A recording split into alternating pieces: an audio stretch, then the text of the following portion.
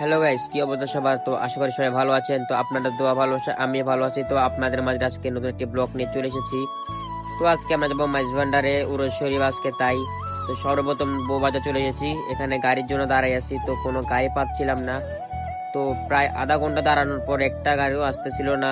অনেকক্ষণ দেখতেছিলাম গাড়ি নাই। তো তো আমি প্রীতমকে বললাম, প্রীতম এখানে গাড়ি পাবো না, চল কাঁচা রাস্তা দিকে যাই। তো হাঁটতে হাঁটতে কাঁচা রাস্তা দিকে যাচ্ছিলাম আমরা। তো দেখতে পারছেন, তো কাঁচা রাস্তার দিকে আমরা আস্তে আস্তে চলে যাচ্ছি। তো কাঁচা রাস্তা চলে এসেছি। তো এইখানে এসে সর্বপ্রথম দাঁড়াইছি, দাঁড়াইতে না দাঁড়াইতে একটি 10 নাম্বার টেম্পো চলে আসছে। তো সেটাতে উঠে পড়লাম আমি আর প্রীতমে দুজনে মিলে। তো আমরা আজকে যাব মাঝভান্ডারে। তো গাড়ি থেকে নামলাম, নামি ডাউনার থেকে নেমে গাড়ি ভাড়া দিল প্রীতমে, দিয়ে আমরা সামনে হাঁটা শুরু করলাম। তো ডাউনার থেকে কোনো গাড়ি যাচ্ছিল না অক্সিজেনের, তাই আমরা টাইগারের বাসে দিকে যাচ্ছি। তো সেখান থেকে গেলে গাড়ি পাবো। তো হাঁটতে হাঁটতে টাইগার বাস চলে এসেছি। তো দেখতে পাচ্ছেন আমরা টাইগার বাস দুজন যাচ্ছি। তো সবাই তো চিনেন জায়গাটা, চট্টগ্রামে যারা থাকেন টাইগার বাস মোড় বলে এটাকে। তো এখানে আসলাম, দেখি গাড়িও পাচ্ছি না এখানে। হাঁটতে আসি, তো অনেক কষ্টের পর একটা গাড়ি পাইছি। তো কি করবো আর, সেখানে পিছে বসে গেলাম। তো প্রীতম বললো আমি বসবো, আমি বললাম, না আমি বসি, তাও কষ্টে বসে গেলাম। তো গাড়ি থেকে নামলাম 2 নাম্বার গেট নেমে এখানে টেম্পোতে উঠলাম, রেগুলার বলে। তো রেগুলার থেকে এটা হচ্ছে বাইজিত রোড, এটা সবাই চিনেন জায়গাটা হয়তো। তো দেখতে পাচ্ছেন এটা বলা হয় কি মোড় জানি না, কি মোড় বলা হয় এটাকে। তো আমরা অক্সিজেন নেমে গেলাম, অক্সিজেন নেমে এখন সামনের দিকে যে বাসে উঠতে হবে।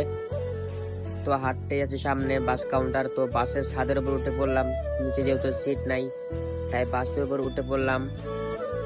তো সবাই আমাকে সাপোর্ট করবেন, আমি যেন আপনাদের মাঝে আরো ব্লগ নিয়ে আসতে পারি নতুন নতুন। সবাই আমাকে সাপোর্ট করবেন। তো দেখতে দেখতে আমাদের বাসটা অক্সিজেন থেকে চলে যাচ্ছে, ছেড়ে দিয়েছে গাড়িটা। তো দেখি কতক্ষণ লাগে আমাদের যাইতে, এখান থেকে 11:35 আমাদের গাড়ি আসছে। তো দেখতে পাচ্ছেন কত বাতাস ছাদের উপরে। রোডটা দেখেন, অনেক সুন্দর একটি রোড। তো কে কে মাইজভান্ডার গেছেন 22শে আগস্টের উরসে, সবাই বলবেন। দেখতে পাচ্ছেন গ্যাসের জন্য কত বড় সিরিয়াল। তো এখানে জাম, এটাকে বলা হয় আপনার আটহাজারি, অনেকে চিনবেন। যারা চট্টগ্রামের ভাই তারা তো চিনবেনই অবশ্যই। তো আটহাজারি মোড় থেকে ডানে যাচ্ছে অন্য একটি রোড। তো আমরা যাবো বাম রোড দিয়ে, বামের দিক থেকে আমাদের দরবার গেট। তো যাচ্ছি, দেখেন রাস্তা পুরো ক্লিয়ার আসছে, কোনো গাড়ির চাপ নাই।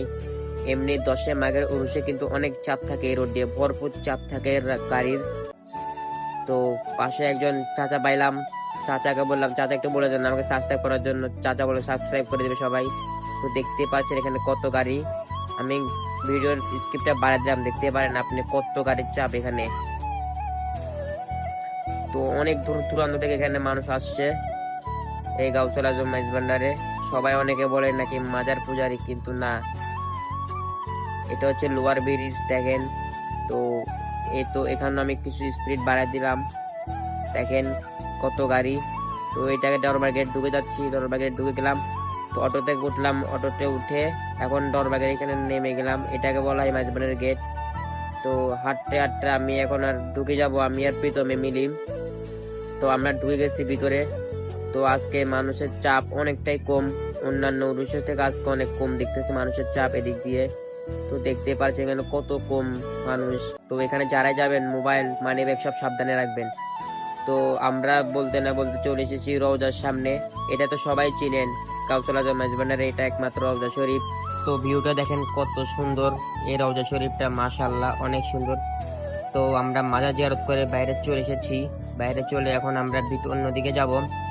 তো দেখতে পাচ্ছেন কত সুন্দর লাগছে জায়গাটা। তো আমি আর প্রীতম আস্তে আস্তে হাঁটা শুরু করলাম, অন্য একটি দরবারে যাব। তো দেখতে পাচ্ছেন আমরা হাঁটা শুরু করছি, ওটাকে বলা হয় রওজা আরেকটা। তো আমরা সামনে দিকে হাঁটতে এসেছি, হাঁটতে হাঁটতে দেখি সামনে মুজিব বাবার একটা দরবার আছে, ওখানে যাব। তো দেখতে পাচ্ছেন এইদিকে অনেক মানুষ চাপ।